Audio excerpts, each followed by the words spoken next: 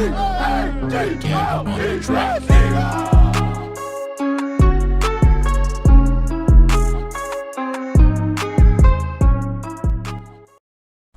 What's going on, guys? Welcome to the first episode of my new series I am calling Flyover Breakdowns. We're going to be going in-depth into several topics from this past Eagle season going forward.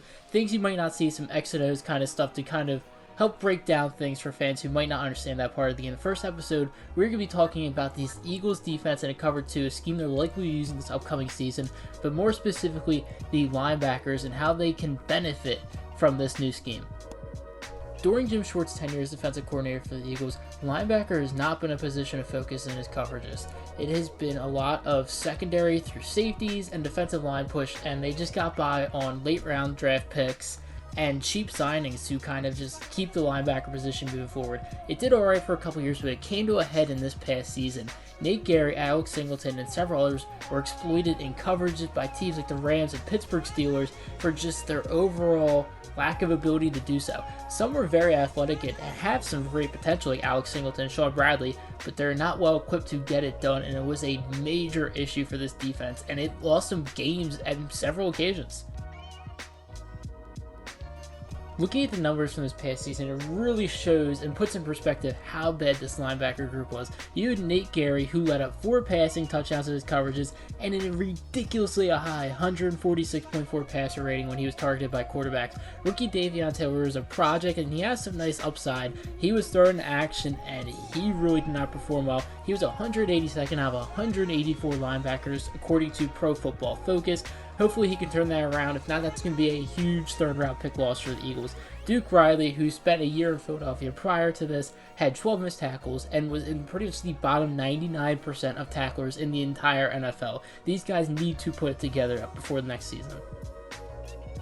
Following the resignation of Jim Schwartz after the 2020 season, new head coach Nick Sirianni brought in his fellow Colts assistant Jonathan Gannon to become the Eagles' new defensive coordinator. Gannon has been seen as one of the biggest coaching prodigies in the league and was recruited for several other defensive coordinator positions across the league, and several have even claimed him to be a head coaching prospect in the next coming years.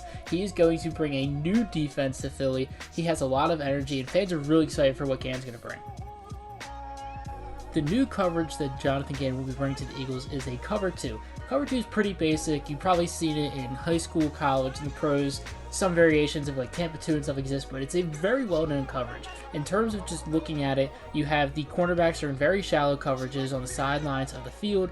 You have your linebackers, you have your Sam, your Will, and your Mike.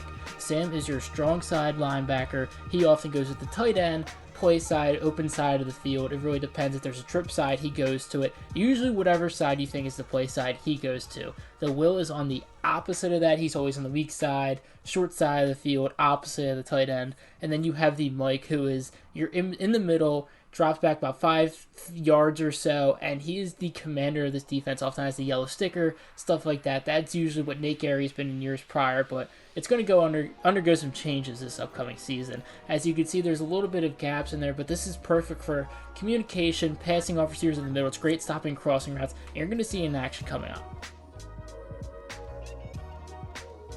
Looking at this first play here, you're going to see Minnesota's line up in a 12 personnel. If you're unfamiliar with what 12 personnel is what the Eagles ran out last season with Dallas Goedert and Zach Ertz. Double tight ends, you have the wide out receiver to the left, slot receiver to the right, single back formation.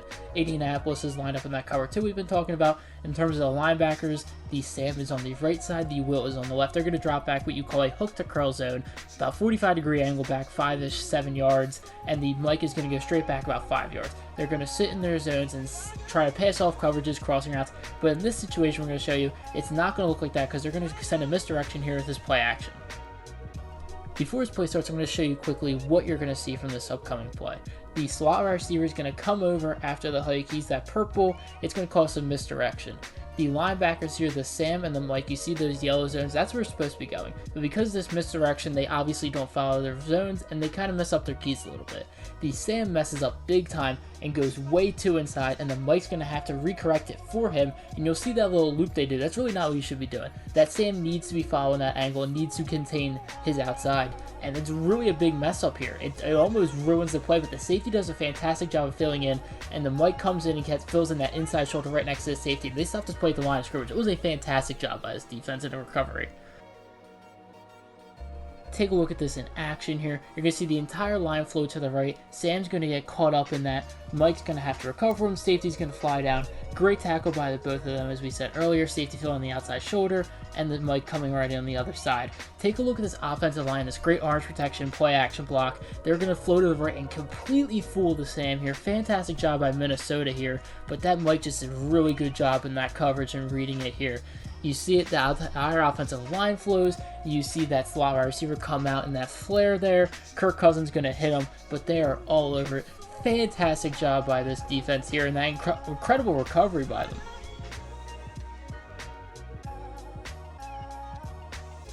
Before we start the second play, just take a quick look at what they're going to be running here. Minnesota is lined up in a wing left formation here. The wide receiver on the right is going to motion left. He's going to come out, make it a heavy right formation. Linebackers are going to adjust for it. And it's going to be looking like a bootleg. The offensive line is going to be coming left. Kirk Cousins is going to roll out right. Linebackers are going to do a beautiful job of reading this and communicating over to it and shutting down this entire play. It was a fantastic job by this Colts linebacker group here.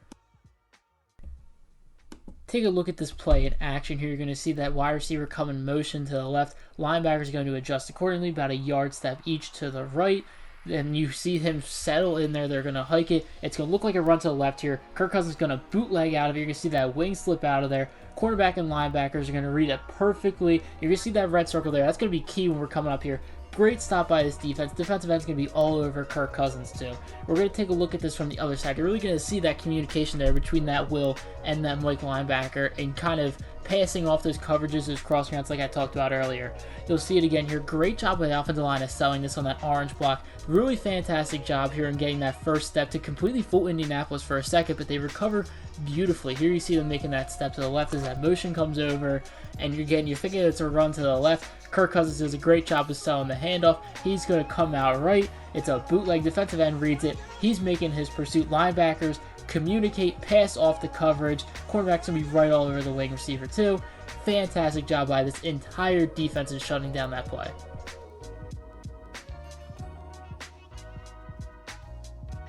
Taking a look at things here, this cover 2 is going to be huge for this Eagles defense going forward, especially for the young guys. First point's an easy to understand coverage for these young linebackers. Zone responsibilities are really easy. You just have to read your tackles and step back into your zones accordingly. Easy to learn, especially for guys who are really athletic. It allows them to rely on their athleticism more instead of their mental IQ in developing their zone coverage, and eventually they'll come along as they go. And you also see here it's a far better defense over the middle compared to seasons prior. We talk about Sean McVay really exposed him over the middle. You had Pittsburgh who do a fantastic job attacking these linebackers over the top in man coverage. It's going to do a fantastic job at limiting these issues of this Eagles linebacker group and really help to grow them and develop them as players and eventually be able to lean on them a little bit more, especially if they go with a guy like Micah Parsons or a tackle linebacker in the second round. It will really help to kind of change the culture of linebacker here for years to come.